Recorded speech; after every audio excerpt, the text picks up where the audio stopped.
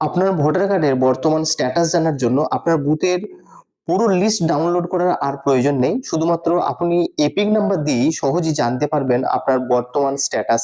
আপনার নামটি অ্যাপ্রুভ হয়েছে কিনা বা বিচারাধীন অবস্থায় আছে না ডিলিট অবস্থায় আছে। কিভাবে নিজের মোবাইল থেকেই খুব সহজেই স্ট্যাটাস চেক করবেন।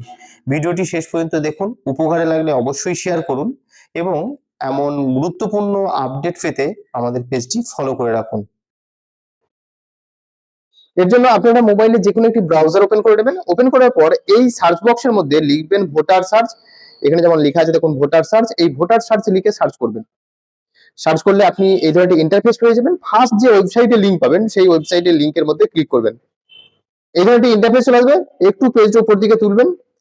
এখানে আপনার এপিক নাম্বারটা দিবেন, এখান থেকে আপনার স্টেটটা সিলেক্ট করবেন। এখানে ক্লিক করবেন, দেখবেন স্টেট গুলো শো করবে, আপনার স্টেটটা সিলেক্ট করে নেবেন এখান থেকে।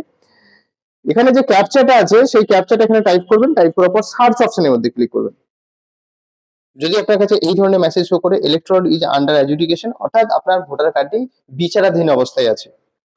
আর যদি আপনার কাছে এই ধরনের মেসেজ শো করে অর্থাৎ আপনার সমস্ত ডিটেলস গুলো শো করছে, তাহলে জানবেন আপনার ভোটার কার্ডটি অ্যাপ্রুভ হয়ে গেছে। এভাবে কিন্তু আপনি চেক করে নিতে পারবেন যে আপনার ভোটার কার্ডটি অ্যাপ্রুভ হয়েছে না বিচারাধীন অবস্থায় আছে বা কোন অবস্থায় আছে।